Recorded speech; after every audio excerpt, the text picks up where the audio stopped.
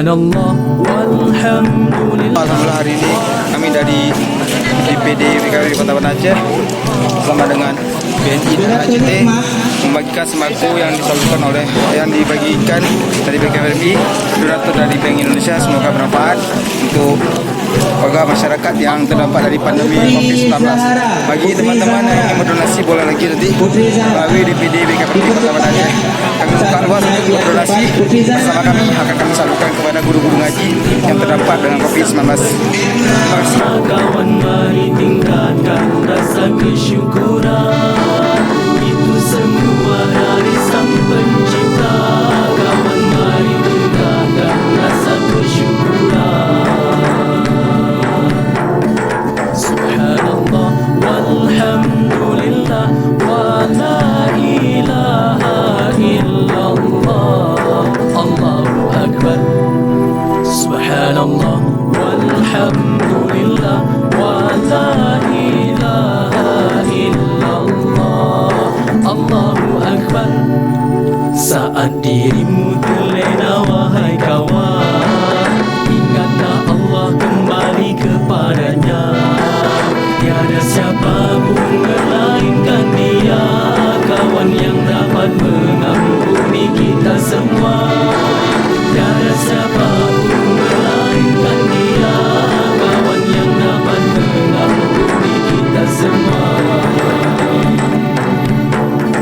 Mari bersyukur kepada Allah atas karunia nikmat darinya. Mari bersyukur kepada Allah atas karunia nikmat darinya.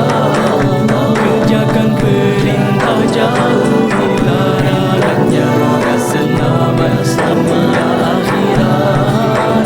Kerjakan perintah, jauhi larangannya, selamat dunia akhirat.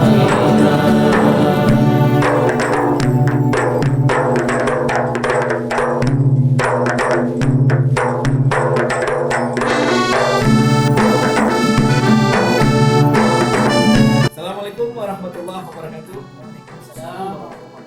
Saudaraku sekalian, saya Ketua Umum BKPMI Aceh. Bersama saya ada Ketua Umum DPD BKPMI Kota Banda Aceh, juga Komandan Brigade Masjid BKPMI Kota Banda Aceh. Hari ini Kamis tanggal 4 Juni 2020, kita berada di Sekretariat DPD BKPMI Kota Banda Aceh.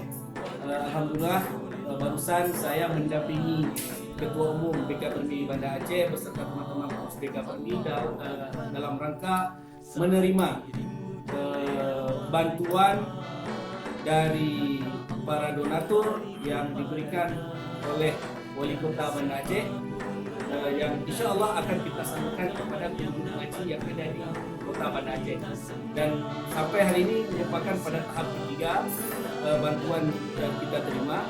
Di tahap pertama ada lebih kurang 100 paket bantuan kepada ustazah. Di tahap kedua juga ada 100.